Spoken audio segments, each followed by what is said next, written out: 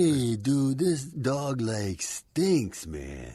Okay, groomer, do something about it, man. 5, 4, 3, 2, 1, 0. All engine running. Liftoff. We have a liftoff. Hey, all you pet stylists. You found the GroomPod. Welcome to our virtual salon.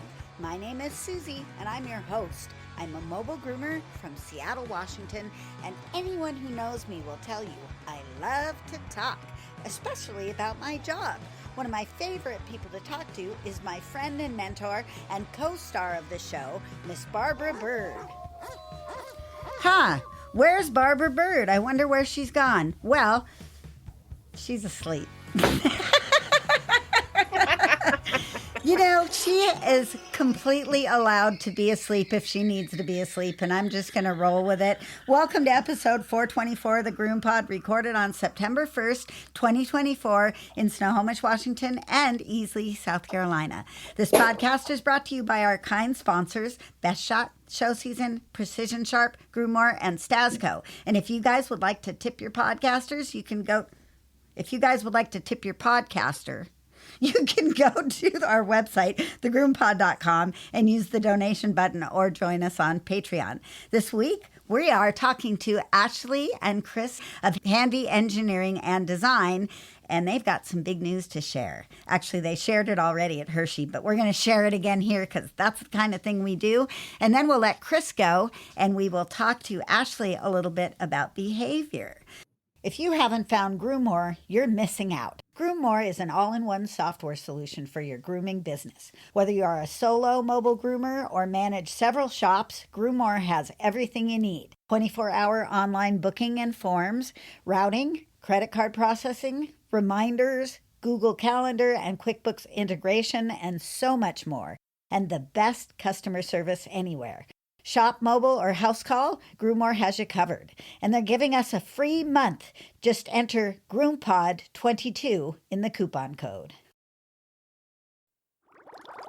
Let me tell you about Best Shot's newest addition to the Ultramax Pro line. Ultramax Hair Hold is a flexible hairspray that can be layered on for a stronger hold. Ultramax Hair Hold Spray is great, but my favorite new product is called the Max, and I won't groom without it. It's a fragrance-free ultra-concentrate conditioner and detangler. It reduces drying time and handles undercoat and tangles like magic. Just a few drops in the final rinse or spray it on and dry it in. Contact your favorite Best Shot distributor or learn more online at bestshotpet.com. Grooming success begins with Best Shot in your tub.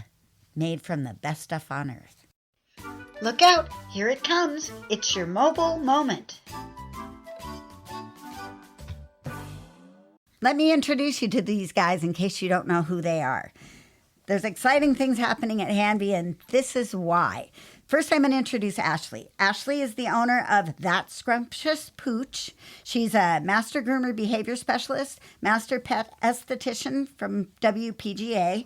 She's a certified pet groomer and dermatech specialist from ISCC. She's a certified family dog mediator with Legs Family Dog Mediation. And she's the head tester of vans and stuff and in charge of education at Hanvey Engineering. Now on to Chris. Chris is married to Ashley. That is one of my roles, yes. Actually, he's the current driving force at the Hanvey Van division of Hanvey Engineering. And by the way, his last name and Ashley's is Hanvey. So welcome to the show, you guys. Thank you. We're happy to be here. Yes. Well, I'm excited to have you guys here because obviously I'm a mobile groomer and it's a big deal to me. And I've always wanted to have a Hanvey van, but I built a trailer and it still works. And I'm 62 and I'll just keep plugging along in what I've got.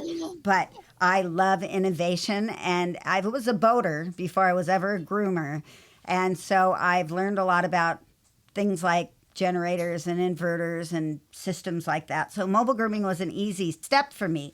But you guys have always had what I would consider the state-of-the-art grooming van. So tell me how that got started. Well, it's all started back when Curtis started building product initially, and then he started putting them in grooming vans, early 2000s. I really was not much a part during that time because I was still in school, but just kept innovating ever since. We stepped away from generators after that first year.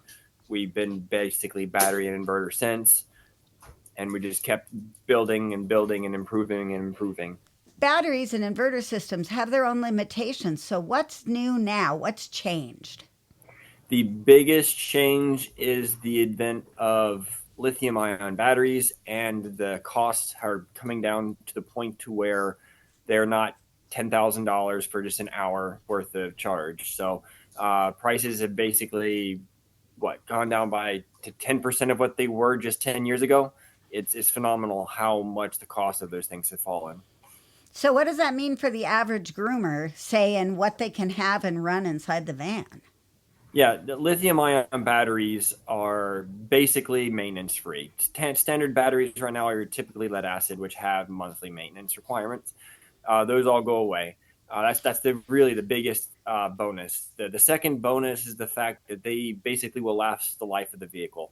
15, 10, 20 years, anywhere in there, depending on how much you use them and how well you maintain them. They will last the life of the vehicle. So do you have to keep the van running to keep the inverter charged, or how does all that work?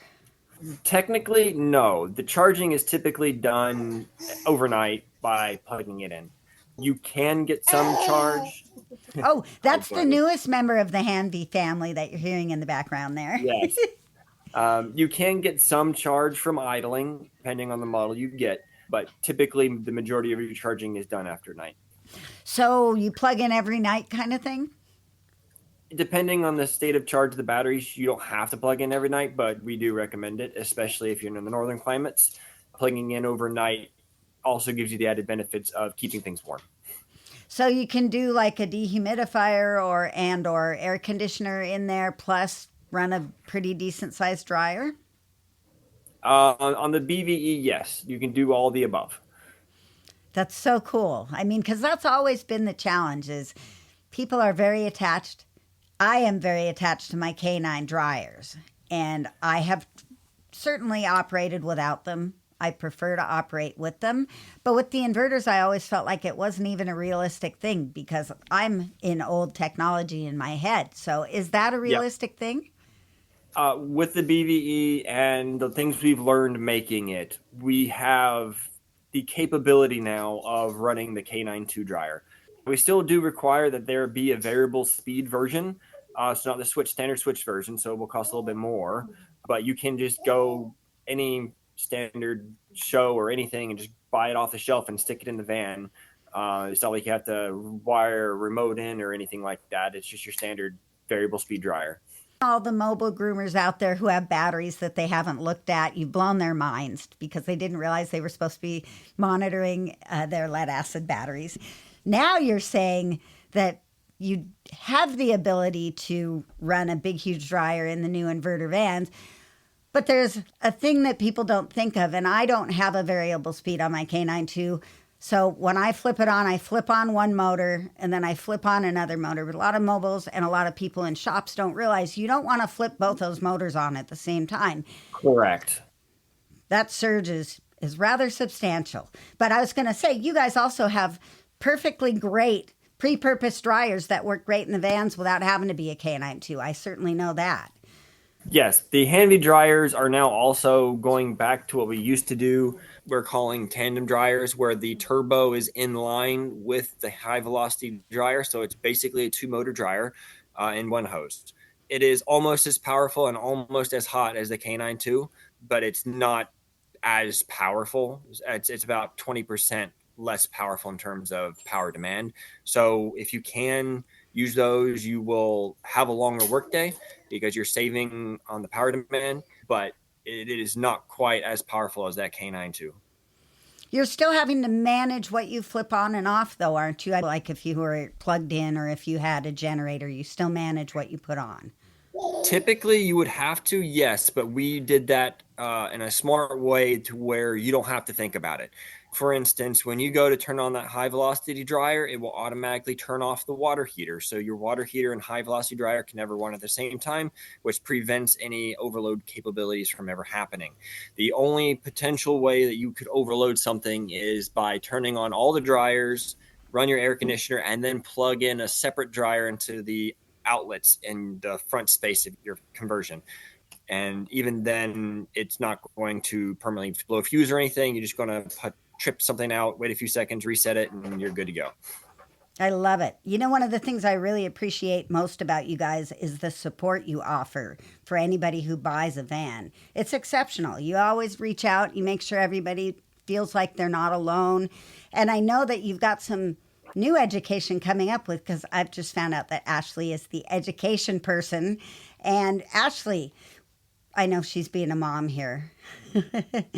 Ashley, what are your plans for getting some videos out there? I especially request the bathing system video and the lip system video. Those are the two that really people need the most elaborate explanations of how to use. So we're starting off because now when you get orientation, you don't get a 6-hour Curtis orientation anymore, which is fine, but that also means that you're not getting the full experience in that way. So first we started by writing a full slide-based and narrated orientation. My goal is, being that I'm neurodivergent, all of us learn very differently. And so we will have a full updated video orientation as well as slides with narration, so that we are trying to work with everybody's learning style. Now, that also means that some people learn better by doing. So people will be able to schedule an advanced orientation with me where I can actually be in the van with them and show them what to do hands-on if they need it. And then from there, we start writing the classes for everything from the lip system to the bathing beauty, the hair vac, the whole 9 yards. We're going to be covering everything in detail, from not just how to use it, but also how to maintain it, like how to clean the bathing beauty, which those videos are actually already done. And then how to use the lip system, and then advanced uses of the lip system, because I've realized most people don't really know what to do with it. They sure don't. Just like people don't really know what to do with the hair vac either. So we have a lot of content in the works, but we're just trying to get the base done with, getting the van first and then building from there to all of product as well. Make sure we cover all the bases. You guys have so many neat, innovative products that you offer. What's it like when you decide you want to get a van? How do you go through that process? Well, first you'd call the office, and now with our new phone system, you can actually get sales directly and or tech support directly, depending on which extension you pick. But you'd likely talk to James first, or Lorraine or Kathy, but usually James. And he will start talking to you about all the things that have to do with the van. Or you can go to Hanvey.com website and do it, the internet way, for some of us people that don't like to talk to people. Yeah, when you go online, you can do a whole build out, pick the options you like, see the details, see pictures of what it looks like, the whole 9 yards. Or you can even come to the trade show like we just did at Hershey, touch, see, feel, and do it that way too. Or you can come take a tour at the facility. Mm-hmm. Oh, that's the best way. Absolutely. Because it is darn impressive. It's extremely customizable, right? The actual layout of components is not too customizable, but you do have options for what you would like to add or not add. The new shelf cubby storage that goes on the passenger side wall, that's a new thing you can add. Corner cabinet's always been an option. Now we have multiple conversion options to where, depending on your wants or needs for no idling or be able to plug in, just depending on what your needs are, you might want a different conversion style. Well, to make it easy, it's our standard basic conversion that we've always had. Then we have the standard conversion with the K92 upgrade. And then we have BVE. And then we have another iteration of BVE coming later. Yeah. But we're not going to reveal that yet. Yeah. Hey, you heard it here, folks. There's stuff coming up still. See, that's what I love about you guys. There's always new stuff, and you're always thinking. You don't just put out a product and then sit on it forever. Yeah. COVID forced us to kind of hunker down and get our supply chain updated and up to snuff to keep up with demand. And now that those things have settled out over the last few years, we're able to finally focus on those innovations again. It's a little unfortunate that COVID slowed us down the way it did, but it's only made us stronger. Definitely. Okay, let's let Chris go. And Ashley, let's you and me talk behavior. How's that sound? Sounds good. All right. Show Season has a great enzymatic cleaner called Kennel Fresh. And you dilute it with warm water and it smells good, and then it evaporates to be a deodorant. As the Kennel Fresh dries, it's enzymatic, it eats the bacteria and the odor source. So it's really good stuff. You can use it indoors or out. Find it at your local distributors or showseasongrooming.com. We want to welcome Randy and Cheryl Lowe from Precision Sharp and invite you to check out their website where you can see their newest precise cut shear called Lynx. It's a patented design featuring a thumb ring that slides the length of the handle for perfect ergonomic placement of your thumb. Slide it and lock it into position to get your best groom on. Check it out at precisionsharp.com.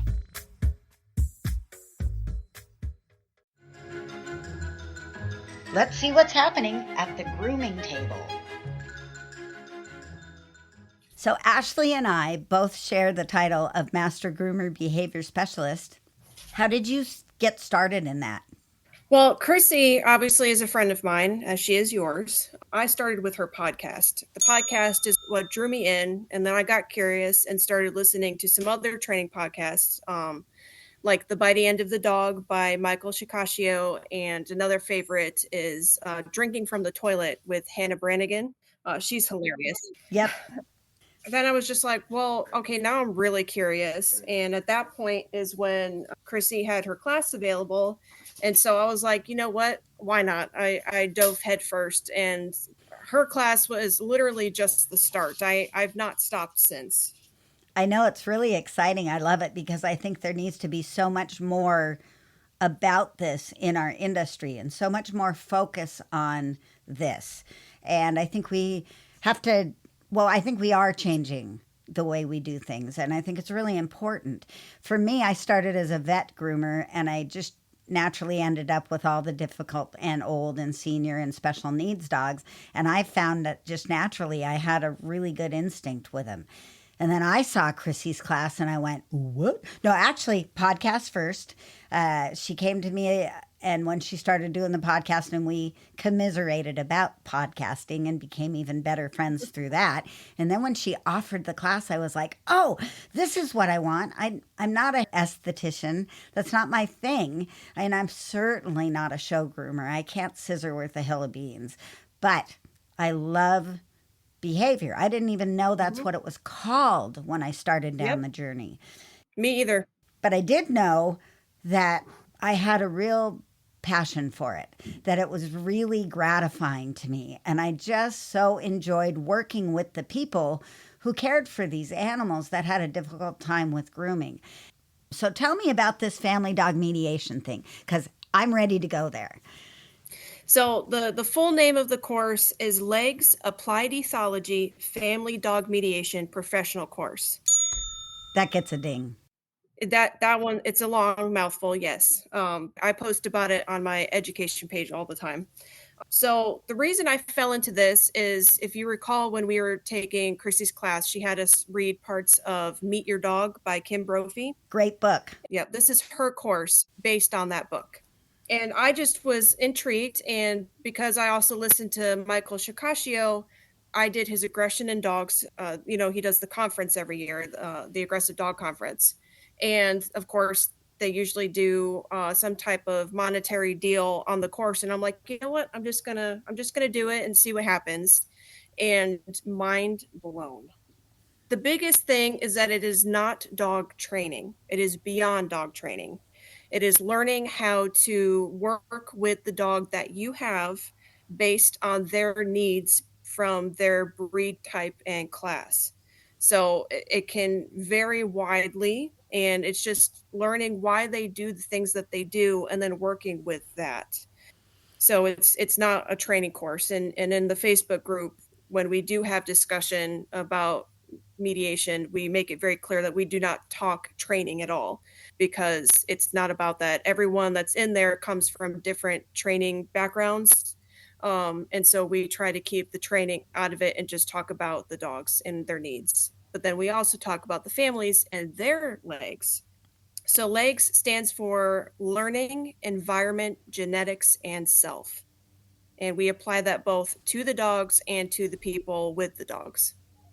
I mean, I encourage anyone to pick up that book, the book by Kim Brophy. It's fantastic, and it will give you so much insight to the genetic component and the family component. And then, of course, there's the health component, which is the one I think that we often overlook because we don't think about the dog we've been grooming since it was a puppy all of a sudden becoming an old dog. And sometimes it can happen in a month. All of a sudden something has happened in the dogs and the switch is flipped, and you've got what is now a senior dog or a dog with cognitive issues or a dog with a bad knee or all of that. And unless you're tuned in and sensitive and really picking up on the body language, you can miss that stuff. And then you think the dog's just being naughty. And it's not that they're being naughty. Or difficult or trying to give you a hard time. Exactly.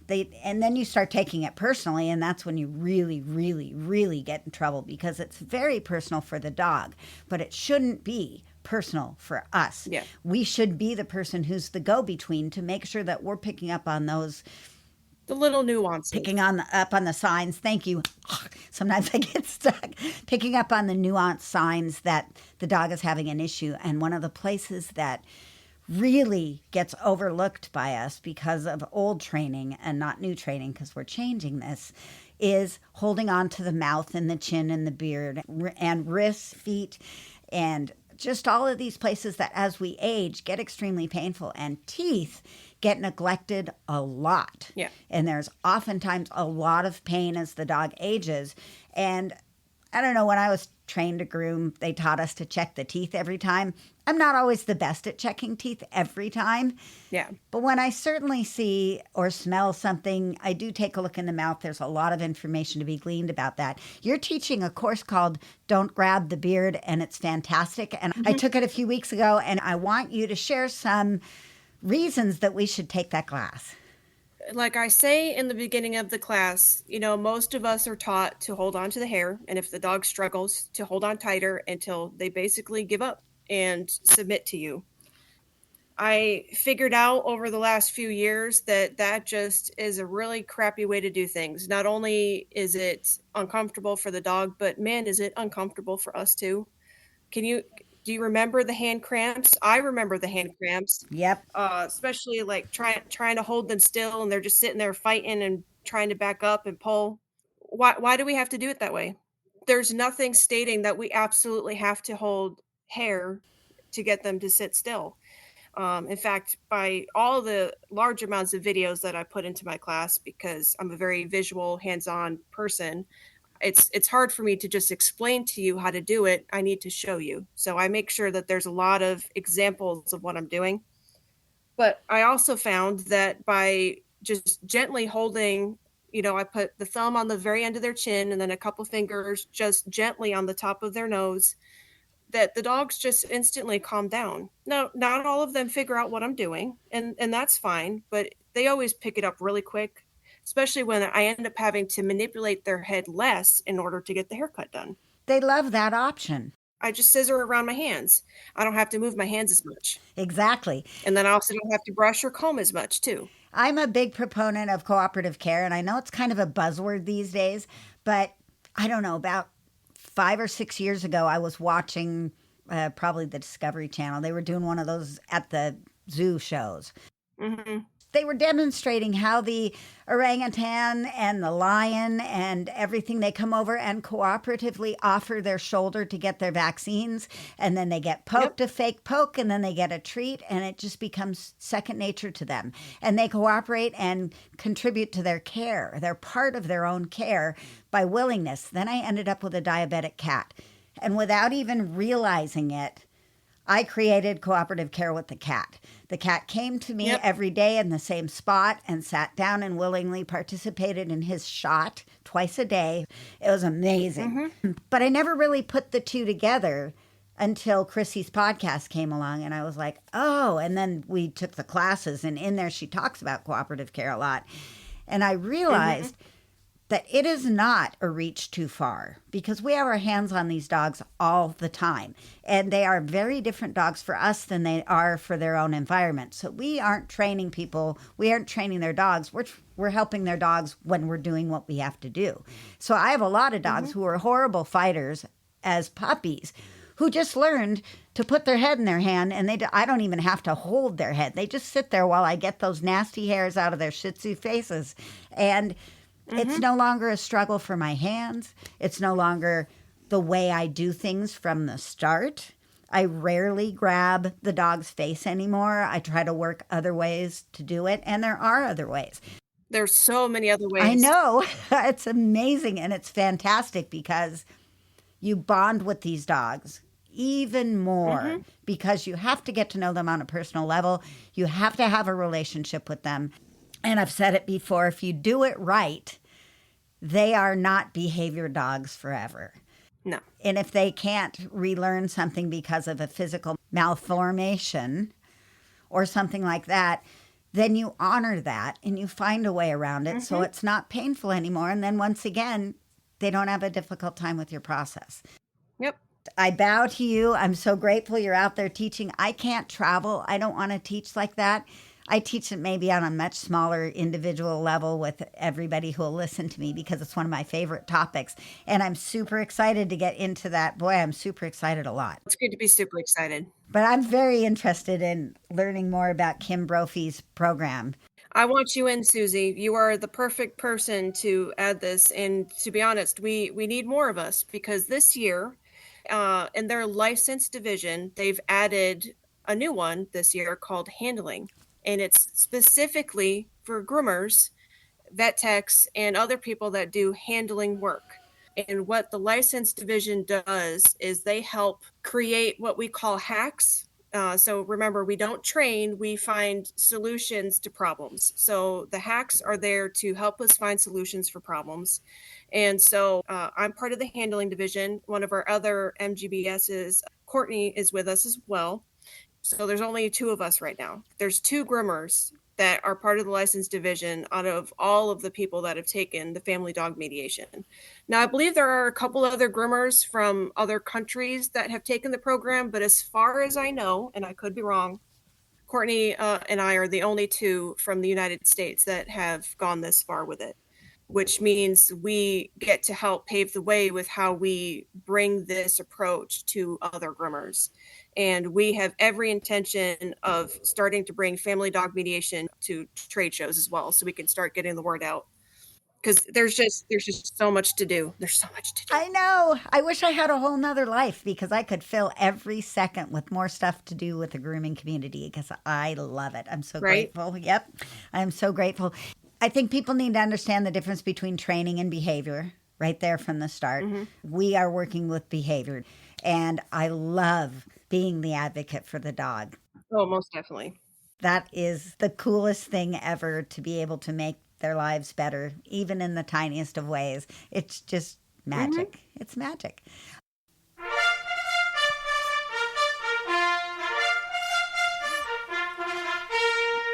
Ready, groomers? Here comes our first appointment.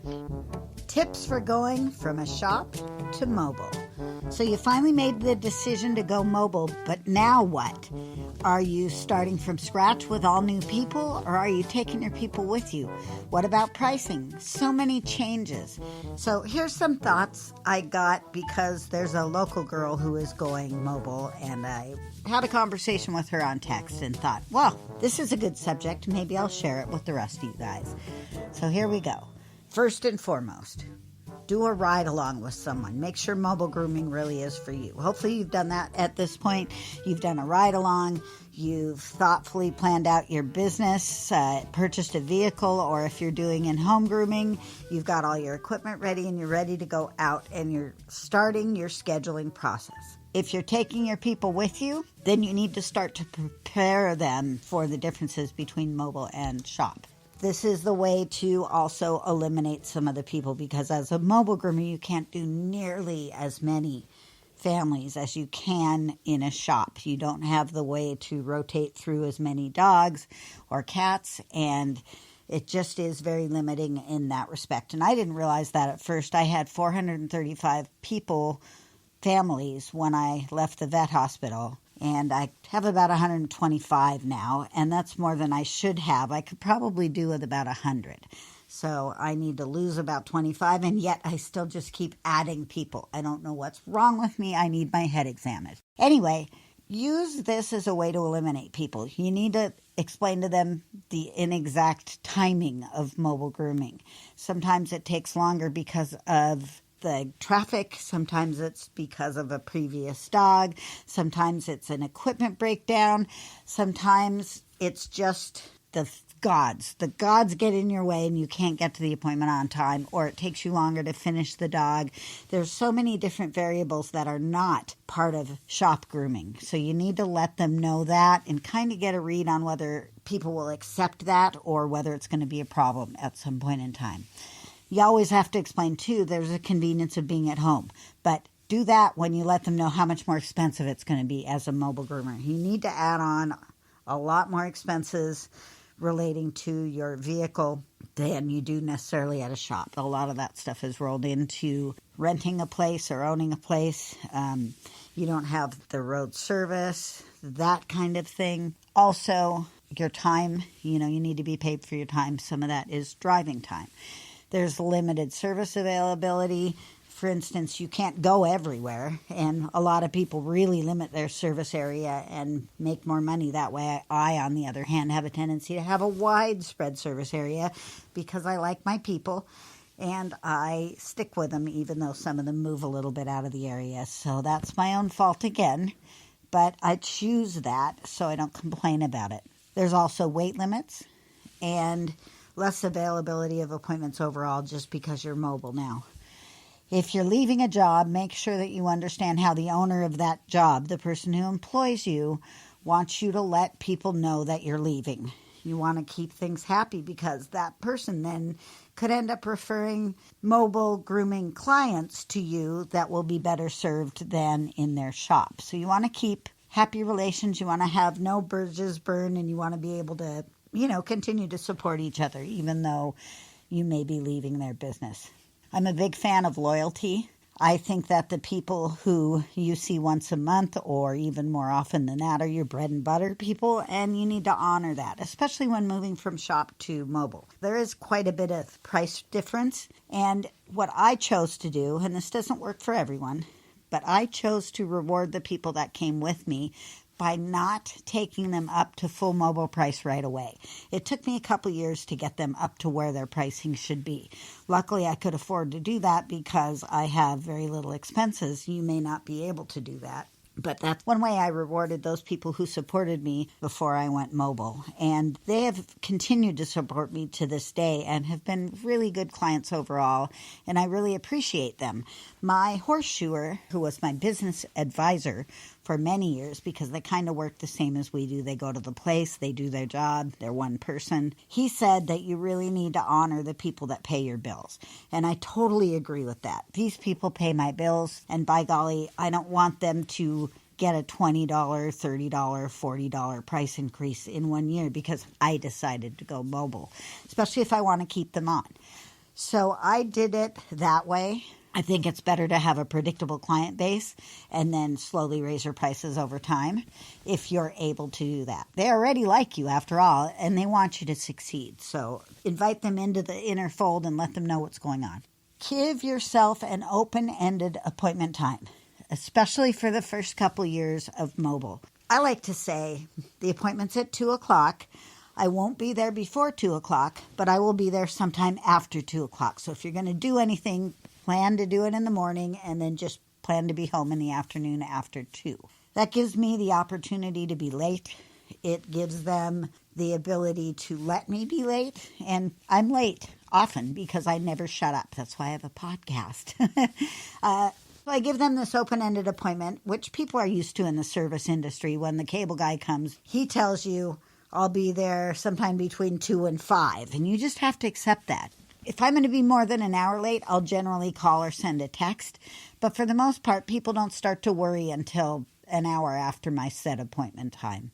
What they really want is communication. So if you're going to be late, just consider sending a text message. It only takes a second, and it makes it a little better when you show up. One of the things that I learned early from my horseshoer is that if you're late, and if it's early in the day, for instance, if something happens at your first appointment and you're already like 45 minutes or an hour late to your second appointment, sometimes it's a better choice to cancel the second appointment and be on time for the third, fourth, and fifth appointment rather than running late for everybody's appointment. You kind of have to look at your schedule and see what's available, but in general, making one person angry and keeping the rest of your schedule on time is a really workable solution for when you are late. Also, know your people, know who can tolerate you being late and who can't. These are important things in mobile grooming because sometimes traffic happens or poop happens or people are late or whatever. Anyway, pricing is another thing that's pretty different than in a shop. I price by the hour, but I don't tell the client I'm pricing by the hour. With the exception of the very first quote when they call me to find out how much it is, I don't tell them an hourly price, but I give them my minimum charge. I say it's $100 or more for me to come and groom your pet, and that gives you 90 minutes. And I don't break it down because once you start breaking it down, I find that people then start to try to negotiate with you. And they especially go for the service charge. Like if you do a service charge, so the grooming is $65 and there's a $20 service charge, all of a sudden they're trying to get their kids' dogs and their neighbors' dogs over to break down that service charge and get that multiple pet discount. I personally will only negotiate up. So if you ask me, hey, can I get it for $5 cheaper? I'll counter that offer with a $5 more than I quoted you previously. And it pretty much ends the negotiation very fast. As you're figuring out your pricing, especially when you start out, you don't really have the ability to know what it's going to cost you to pull up to the door. But after you've been in there for like 6 months, you need to do your math and figure out what it actually costs you to go to a house and do a groom so that you're priced appropriately. But that is very difficult at the beginning. So I suggest to you, make friends with the other mobiles and find out what they charge because they hopefully have already done the math and you'll see that they're all within a certain range and you can start there. And then when you get enough numbers, when you've got enough invoices, when you've done enough dogs, you can do your math, which means adding up all your expenses, adding up how much money you've brought in, and then dividing it by the amount of invoices or dogs you've done to come up with a per dog cost. That way you can figure out your math. That's one way to do it. There are other ways to do it. I like that. It's pretty simple. That's about it. I can't think of anything else I wanted to say about going from shop to mobile, except for just to reiterate that you should definitely give it a try. Go out with a mobile groomer, make a friend, and see if it's for you, because it's not for everybody. It's not for every client, and it's not for every groomer. But if it is for you, it's so, so wonderful. Well, let's call it a day. It'll be a short show today, but I think I did okay. Amazing as always. I did amazing because I had you and Chris here with me, and it did make things a lot better for me. So anyway, guys, thanks for supporting the show. Remember to support our sponsors and join us next time on the GroomPod. Barbara, I hope you're feeling better. We missed you. Happy grooming, everyone. See you next week on the GroomPod. Bye-bye now. Bye, everyone.